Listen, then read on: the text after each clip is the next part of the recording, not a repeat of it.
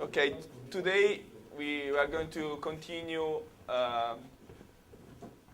the session of yesterday, focusing more on some examples, some more datas, and focusing also on what has changed since the social network came to the big people all over the world. You know, this is something that has changed the face of the internet for the last 5 years, and it's growing and growing up and growing up. And it is related to the concept, as we said yesterday, of the user-generated content. Because in the social network, there is no content from, for example, Facebook or Twitter, but the content is fully made by the people who is writing and who is participating, who is giving like and sharing and all these things, okay?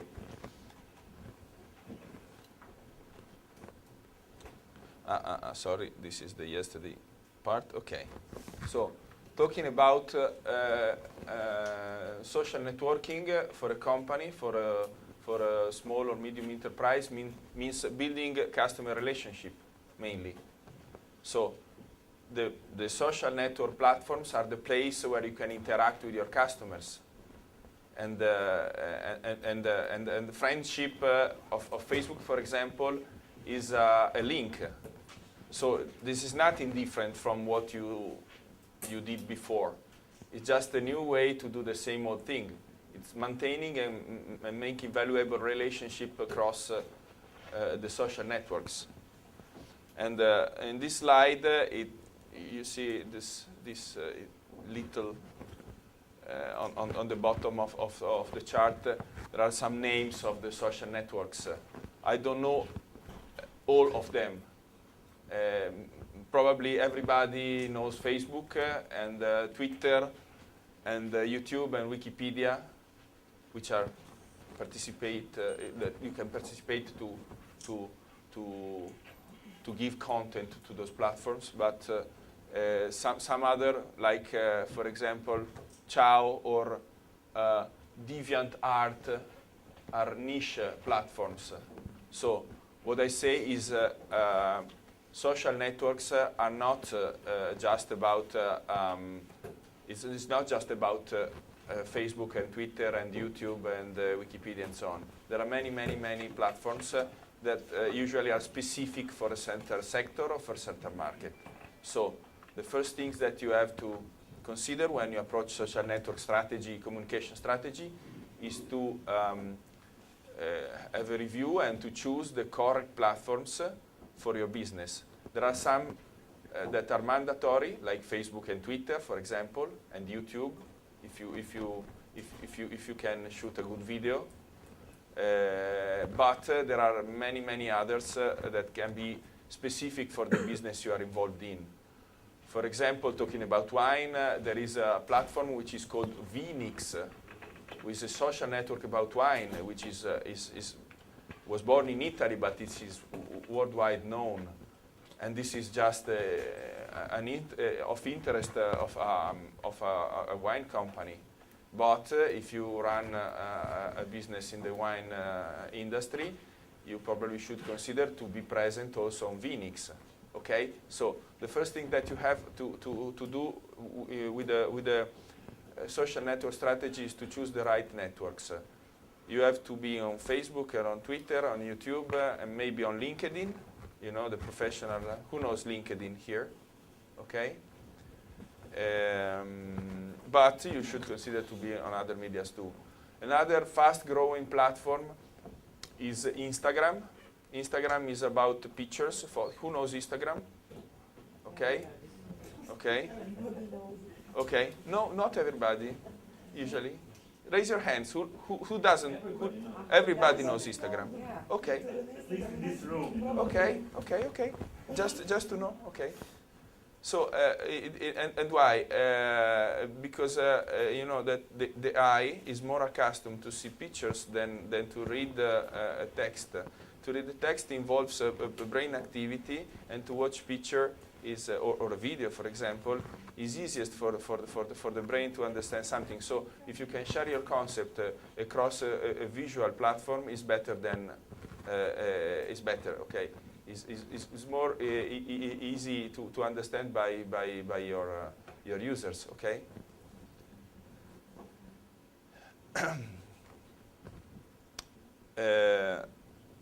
Another. I'm sorry. This is my Facebook. Notify. Okay.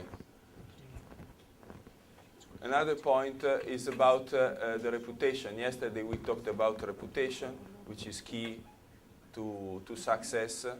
So yesterday we said that the people, your customer probably know more than you about your products, about your business, can evaluate it, can share their opinions about your products and services on Facebook and so on. This is a data by Dimensional Research who says that 90% of users who read online reviews claim that positive ones influence their buying decisions, while 86% said decisions were influenced by negative online reviews. So this means that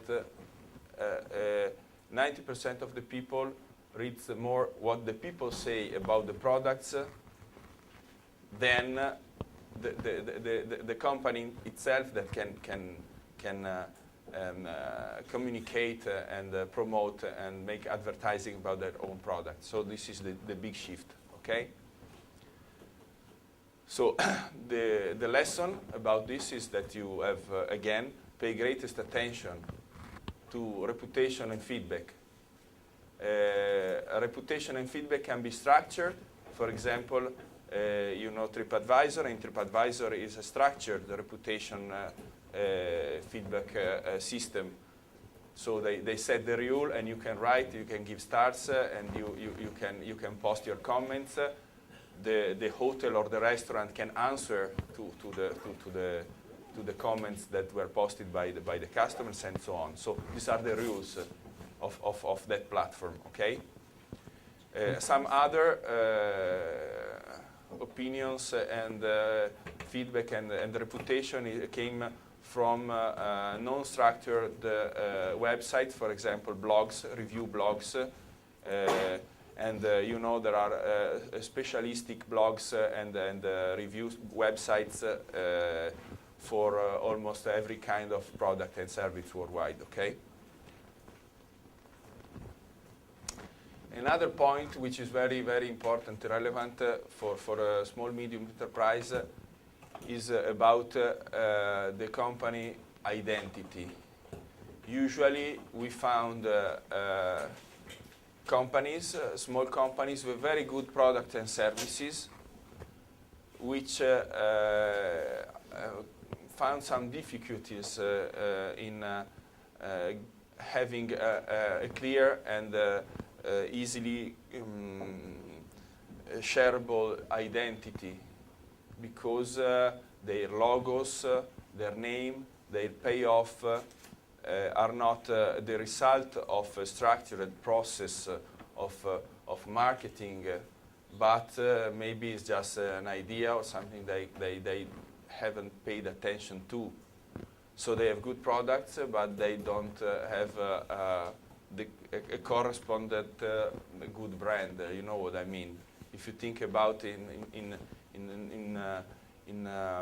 for example, in the food industry, you will find very complex logos, and a complex logo is difficult you find some difficulty in remembering a different logo. Long names, a lot of colors, and so on. So all these things are part of the identity, and usually if you do a visual analysis of the identity of the small medium enterprises, this is a point they can improve, and this is very important because you know there's so much information on the internet that the visual aspect of a logo, for example, is crucial. Someone says that we are in the attention economy, because the most valuable good that a company has to acquire is the attention of the people. And the attention is something that it comes in a second. So you expose your brand, and in a second, something has to be remembered, you know? So this is a very important point. Pay attention to the identity. And also, the same we can say about the product. When you have to communicate what is inside your product, you have to be very effective. You have to choose the right words. You don't have to explain a lot of things, but just 2 or 3 main points. And this is important. Usually, we find products that are not so easily understandable, you know? And so these 2 points, the brand and the products, must be designed in order to catch the attention of the customers. So when you post, for example, on Facebook, the picture of a product, or when you have just a small square part of the logo to show who you are, you can't waste this opportunity to be clear, you know? You have just a little small square in Facebook or in Twitter, is the same, to show who you are. So plenty of colors, a picture, and very little words are not understandable. This is a common error. So the small, medium enterprise, when they pay attention to the marketing, to web marketing, they are starting from the easiest things. For example, their identity, their logos, and so on, and think about how their logo can be effective on the internet. Because yesterday, maybe they have the prints, they have other media to use, and today they know that they have that small square. They have a space of a picture, which is like this on the screen, and they have to use those media effectively, okay?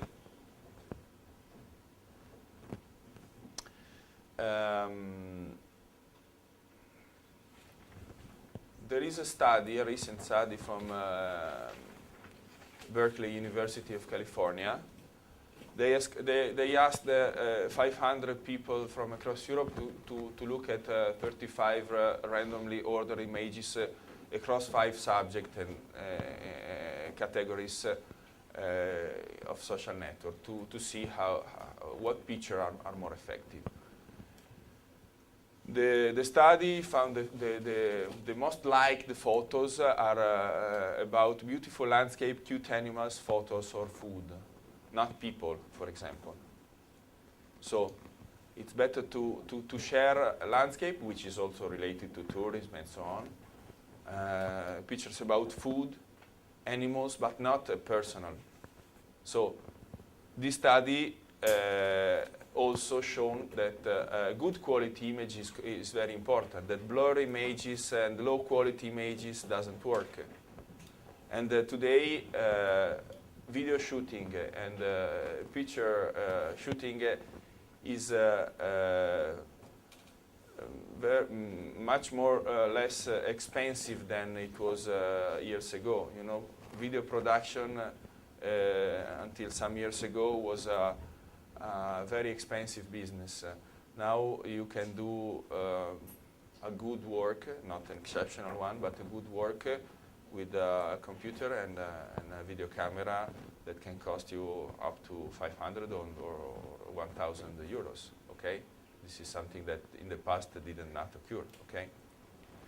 So when you post pictures, when you post videos, pay attention to the subject. So landscape are good, food is good. The people is not as good as those subjects because it's personal. And the quality of the picture as well, okay? Okay, the other big opportunity, we can't skip this topic because there is e-commerce. E-commerce for the small and medium enterprises is the opportunity in the global markets. This is the most recent data about from eMarketer about the value of the e-commerce in the world. So we can say that North America, Western Europe, and Far East are the main markets, and the value of e-commerce to consumer has come to 1.2 trillion US dollars in 2013. So it's a huge amount of money. Then we say that we will see in which sectors I say that is an opportunity because e-commerce comes at hand for every kind of size of enterprise. You can set up an e-commerce website spending from 5,000 to up to $10,000 to set up a catalog and a payment system and a back office processing application for making invoices and processing payments and so on. This is very, but you will have the slides to see. Let's say which are the sectors.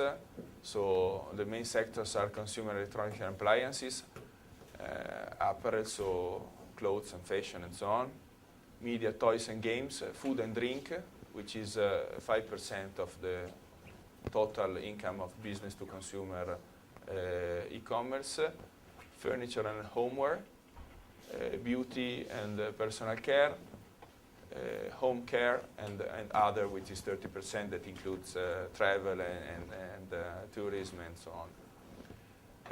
One thing, the business to consumer e-commerce definitions. Let's talk about e-commerce definition. You know, there is business to business and business to consumer.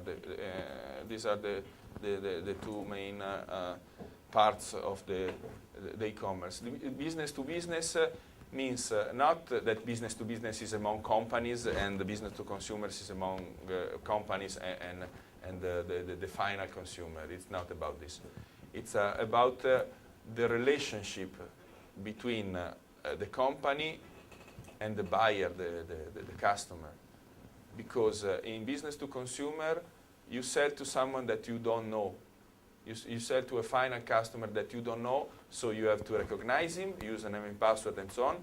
You have to process the payment before sending the goods, so credit card and so on. In business to business, you maintain relationship with your usual customers, which are mostly where they are companies, and so you transfer your traditional business-to-business way of doing business on the internet, for example, to publish the information about your products, to accept the orders, to process the orders, to give post-sale assistance and support, and so on. Okay? So this is the difference. The business-to-consumer is the part of the e-commerce that comes between a company and someone that has to be recognized and have to pay, like in retail, before giving or sending the goods or giving the service. Okay. The other part is the relationship among companies. Okay. So let's talk about just this. Maybe someone of you have seen this before. This is the concept of that, which is the base of the e-commerce business model. So if you compare traditional business with the online business, you take, for example, I explain it using example. If you take, for example, a library, a bookshop, okay, that sells books. A traditional one has a display, has some shelves with the books, and so the store manager of a traditional bookshop has to choose which books to put in the display and which books has to order to put on the shelves. a library can't have all the books of the world in the shelves or in the display. Okay? So, which books a bookstore manager has to choose? The best sellers, of course, because you don't take the book which is about I don't know the taking care of the ants in South Africa, because probably we sell 2 copies in a year. But you take the best sellers of the moment, because this is what the people asks, what the people buys, and this is the source of your revenues. Okay, this is the traditional. But the online, if you think about the bookshops online like Amazon, you know Amazon, okay?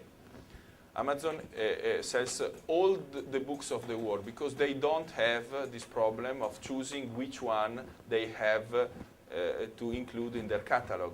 Every new book can be in their catalog, because this can be infinity. Okay, there is no limit in the number of the books that they can have available in their catalogs. So this is the statement that the traditional business works on the first part of the tail, the short tail, because on the vertical you can see the income, okay, that comes from and the other is the number of items in your catalog. So with a few part of the catalog, you make the big business. So you can't take care of the long tail, because you don't have space, you don't have room in your library. But this also fits in general to take all the goods and included them in your catalog, or the books in this case. Okay, but what they say, the long tail model is the long tail values more than the short. So if you set up an e-shop, you can include all the items you want, because the long tails in terms of income is more valuable than the short one. So this is the model, okay? So this is the big change from the traditional to the online business, and this is why Amazon is winning compared to the traditional bookshops. They are more focused on service, they are more focused on selection, that know their customers so they can give suggestions. Or you have to read this book and so on, because the part of the service is the only key for a traditional bookshop to remain open on the market, you know. Okay. Just to add something on it, we call it in economics 20-80 rule. In a way, the 20%, for example, applies in all economic law in a certain way. For example, 80% of sales in a business are generated by, or revenue is generated by 20% of sales manager. So it's applied everywhere. Yes. This 20-80 rule. Yes. This is. You can say, okay, if you take, for example, the Amazon sales volumes of books, the 80-20 rules applies also on Amazon. But this is not focused on how much of the business is made by the 20% of your catalog. This is about the possibility of the internet to include in your catalog an infinite number of items. This is something that the 80-20 rules applies on almost all business, but this is just about what you can sell. So the number of items in a catalog is a service that a company can make to their customers. So the catalog is you should consider that the catalog is a service. So if you have a good catalog, you make a good service for your customers. If you have a short catalog, you are less interesting than big. Okay.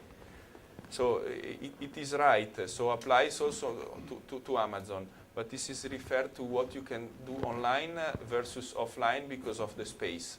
Okay? And finally, if you want to take a book, you go to a bookshop to buy the bestsellers. But if you want something specific, you have to go to Amazon or to an online platform. Okay? And finally, you become a valuable customer for Amazon because you choose to. There you can find everything. This is the point. Okay.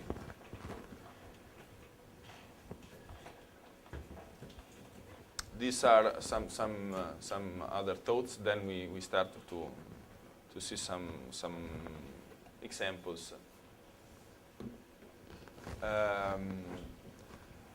For a small medium enterprise, there are some myths and points that you have to clarify before starting to think about an e-commerce project. Okay, so you decide you have good products, good services. You want to sell them online. But what is the starting point? What I have to think before starting the project of making an e-commerce website? The first thing is not about technology. It's about business. So it doesn't change the way that you are thinking about your business. It is something that is not that does not require heavy competencies in technology. Okay, you have to understand some points, but it is not something that you can give to the IT boy or girl of your company. It is not like this because it is not going to work. You don't have to call the IT manager of your company and say, okay, set me up an e-commerce website, because it's a business project, okay? When you finish and you open your website for e-commerce, it's not over the project, but it is just begun, because you have to start to make marketing and promotion. Because if you open up a website, it's not enough, because nobody knows that, and you have to do web marketing. And this is another common issue. They say, okay, I have the website. If you ask to many small, medium enterprises, in my experience, they say, I have the e-commerce website, but I sell just 5 items per year. So, and it is a good one. I paid a lot of money to make it, and so on. But you have to focus. Then, when you approach an e-commerce project, you have to consider as well the cost of the promotion, the investment in promotion, because otherwise it's not going to work. Okay. Then every kind of business is suitable for e-commerce. Many enterprises say, oh, my product is not good for e-commerce. Because, for example, you know, they always said that e-commerce is good for everything, but not for example, for coiffeur, for haircut salon. This is a common thing. But in the present day, this is not true, because there are many, let's say, personal care services like beauty salons and so on, that use, for example, a platform which is called Groupon. You know Groupon? No? Groupon is a couponing website that, if, for example, you can sell a massage or an haircut service with a coupon. So the customer buys the coupon from Groupon and then goes to the salon to have the haircut. And this is good for the salon because they make new customers. So the first try is a very discounted price usually, but they get to know more and more customers. And also all the small companies which run business like electric, how do you say, the electric part of the house, or the painting the walls. All these little enterprises use Groupon to promote their business, because they give a very high discount with the coupon for the first try, and they make, also dentists, for example, they make a visit and the teeth cleaning for a discount price via Groupon, and they get to know new customers. So every business is suitable for e-commerce, also the most traditional ones. You have to find the right way to do it, okay? Being in a niche market is a plus. If you do a very special product, for example, a kind of traditional food which is only comes from your region, and looking on the global markets, you say it's very difficult to promote this because nobody knows that, and so on and so on. This is not true, because if you do a unique product in a niche market, this has very good chances to win in the global market, because you know we have more than 2 billion users in the world, and someone is looking for your products. You have just to be in the right places. You have to be in Google, of course. You have to promote your product, but you have something special. This is better, fairly better than a common item or a common product that can be found in many places and many platforms. Another point which is very important, you have to sell at the highest marketplace. This is a point I'm going to clarify because it is very important. Usually, a small enterprise says, okay, the cost of making my product is 10. Then I sell it to the distributor in a traditional channels. I sell to my distributors. My distributor sells it to the retailers, and the retailers sell to the final customer. So the price of 10 is more than double. Maybe it's 3 times. So the 10, it comes 30 at the street price, you know. And so if I am an enterprise, I say, okay, since it costs 10, why don't I sell to 15? So I have a greatest profit on that. But if you sell it at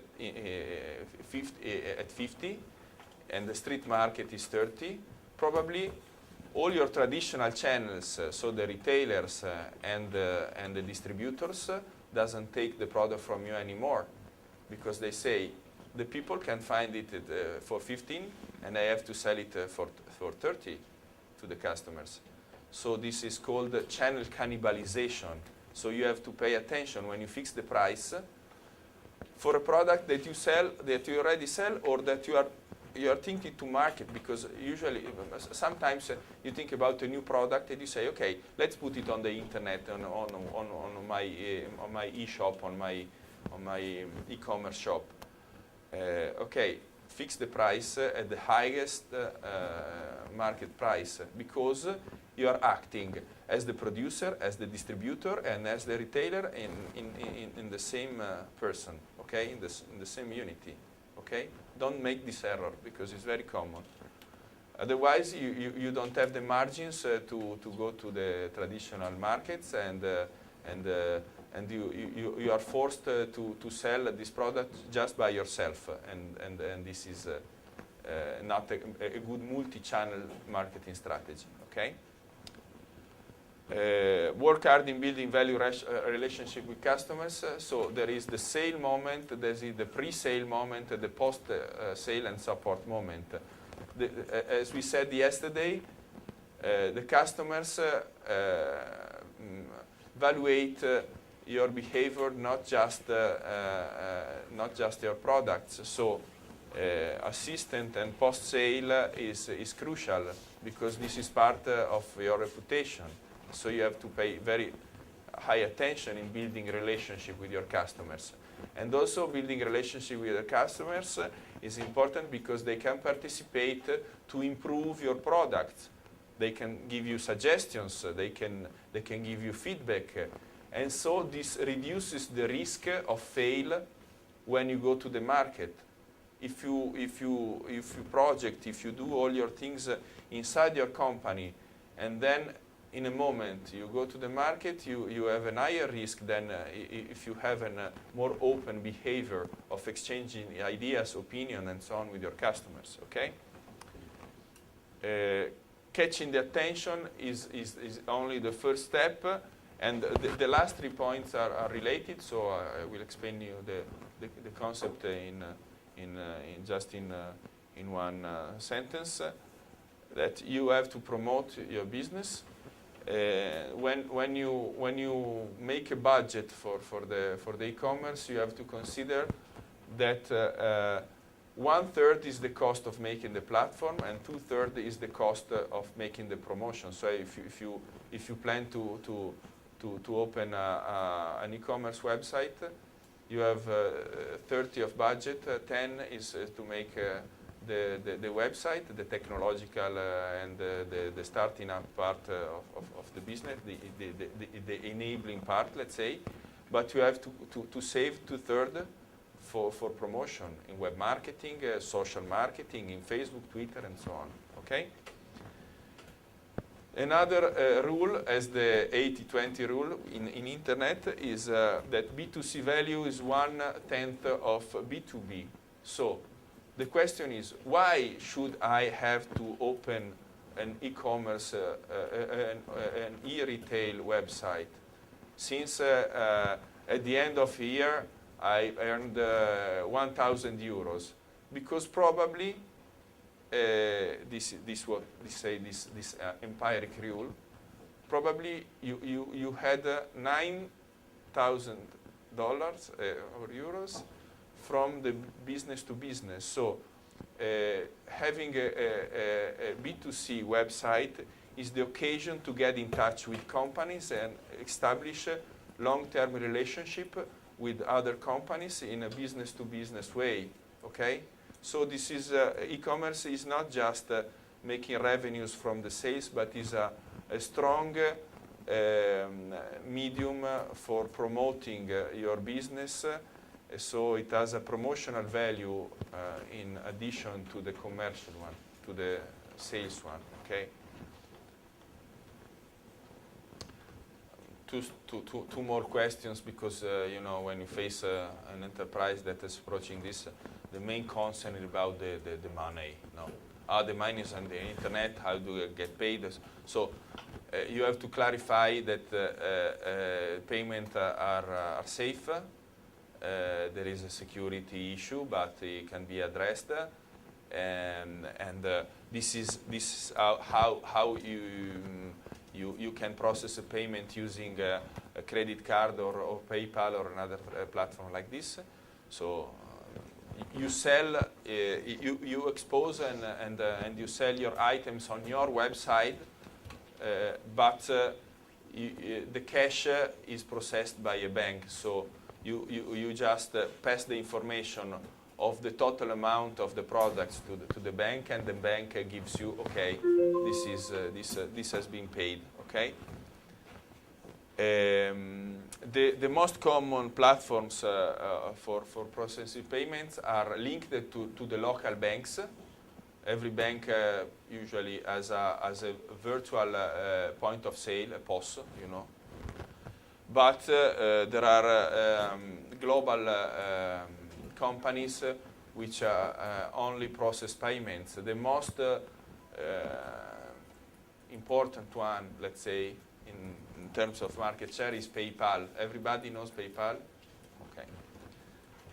And you see, this is the data for last year, for 2012, elaborated in 2013, about payments in Italy.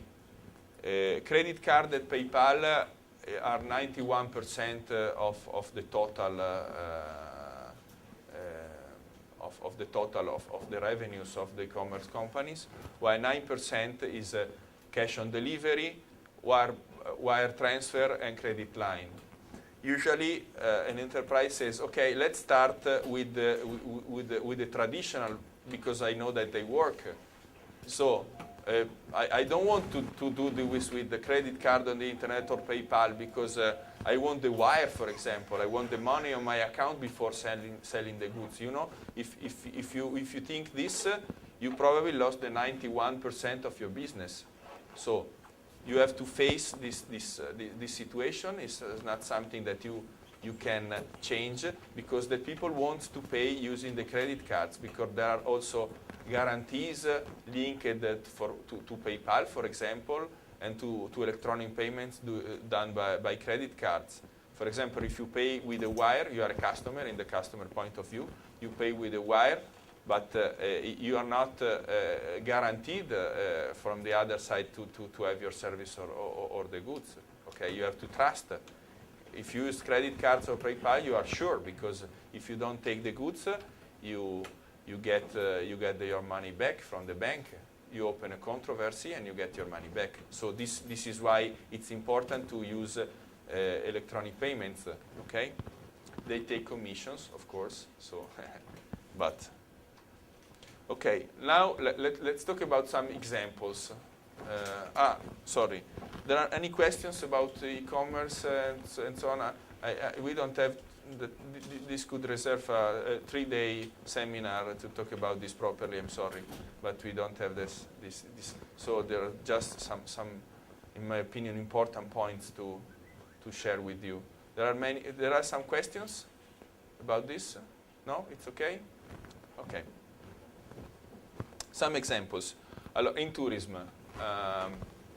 This is not a small enterprise, but it is a very small village in the Alps of Switzerland. It's less than 80 people residents. So, and they want. It's close to St. Moritz. It's the same region. Okay, and they wanted to launch a Facebook strategy in 2011. So they asked to a consultancy firm, a web consultancy firm, what we can do to improve our visits. So the idea was to print the picture of everyone, physically print it, and hang it on this wall, on this billboard in the village. So. In the first case, we saw there were a strategy, which is important, a good idea, a lot of work, because hanging and answering takes a lot of time. Results, long-term relationship based on core values, so identity. This all was mixed up and made this result that involved mainly, let's say, two or more social networks, Facebook, but also Twitter, and also YouTube for videos and so on. But this is a good case because you don't have also you can see how not just there is a link between the virtual and the real world, but also how can be successful to choose a niche market and to create something that before did not exist. For example, this idea of the museum, which is based on a simply like and friendship, which is a part of the internet. You know, when you first approach the social network such as Facebook, I think that you notice as I did the word the change of the meaning in the word friendship. Or I have so many friends. Before, in the traditional world, my friends were my close friends, some that I loved, that I used to be in touch with. But friendship has changed in so many ways. So they took again the meaning of the friendship and they made a museum. So this was the good idea. This is not a small or medium enterprise, but it is a very small village. So it's the same, talking about the strategy. This is another case which is based on Twitter. Twitter, you know, has hashtags. Hashtags can gather the content in Twitter with the same hashtag and give a personal view to the user of that topic, which is gathered using the same hashtag. Everybody knows the hashtag want me to explain more what an hashtag is, but better I spend just 2 more words. An hashtag is simple a word that also not a word but a new word, a series of letters, let's say, because it's not a word coming from the dictionary usually, with this hash before. Okay. If you post a tweet on Twitter using an hashtag, and the user navigates his Twitter profile account, clicking on an hashtag, he gets all the posts, all the tweets that contain that hashtag. Okay, if you use Venice, for example, I've been in hashtag Venice. You click on Venice and you get all the posts that contains Venice. This works on Twitter, on Instagram, and also on Facebook, but it's not that used in Facebook. But it works also in Facebook if you use the hash sign before a word. Okay. So in Salento, which is a beautiful part of Puglia, launched this Twitter campaign, which is called Secutame. Secutame in the local idiom is follow me. So follow me is the goal of every Twitter campaign. You have to gather new followers. So they chose this word, and so everybody who wants to contribute with the user-generated content about the Salento wrote, and including this Secutame in their tweets. And after a period of posting, they built a brand new guide, tourist guide about Salento, which is only the result of gathering all the content with the hashtag Secutame. So it's a user-generated guide, tourist guide. And you know, as we said before, if 90% of the people evaluates positively the opinion of the people instead of the opinion of the institution, let's say the company and so on, this can be true also for a tourist guide. The tourist guide is made by people, so is more real. It gives I live in Venice. No, usually the people who's coming to Venice ask me where the Venetians go to take a drink or a restaurant and so on. So the local opinion is very valuable. So they built this guide. This guide was published under a service, another free service, which is called Tweetbook, which can gather the tweets from Twitter and making a book. The last case I want to show you is always about connecting the real world and the internet. Is what has done the Ecuador Government Tourism Association. They say that Ecuador is the biggest export country for bananas. Almost all if you look on a banana, you will find Ecuador most of the times.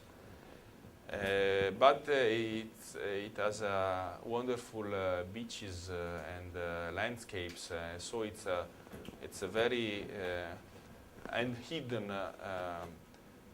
place to consider for a holiday. So what they did, they included a QR code on the sticker on the bananas. So you know, a QR code is something that can be read by a smartphone and gives you the link to go to a website or to a research on the internet to get more information.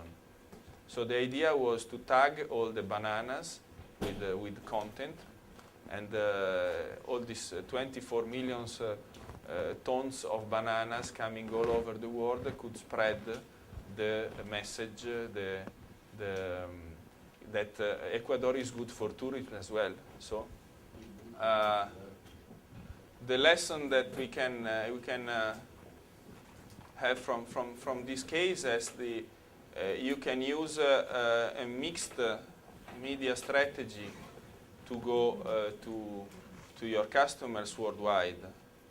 For example, this is something which is very common.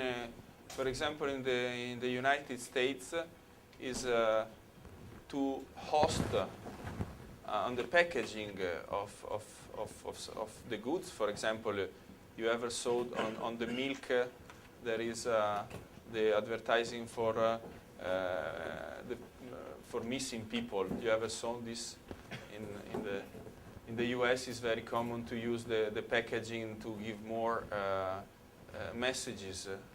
So you should think that a co-marketing strategy, for example, between food and tourism, you can think about promoting the tourism of your country in the labels, in the back labels of the wine, for example. This can be a good idea. But the important is that you can make an integrated strategy, because at the end of this very short session of presentation, what I wanted to say is that the digital is not digital and over. The digital is strongly interconnected to the traditional world, and it is something that improves the possibilities and the opportunities for the companies. You have to have the right ideas. You know, it doesn't cost almost anything, because all of these media are free. Before, to have your space, you had to pay in advertising in TV or newspaper and so on. But for the same reason of the long tail, the space on the internet is almost, on the web, on the social networks, is infinite. So how much does it cost? It costs almost zero, the space. So you have the space to publish your content.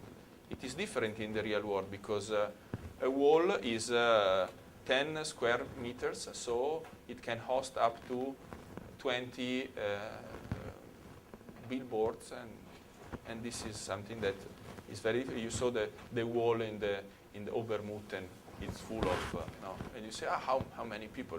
If you look the same information on the Facebook page, it is 20,000 likes. No, but 20,000 likes on a wall are impressive. So you have to consider all these things when you plan a strategy for the social networking and communication.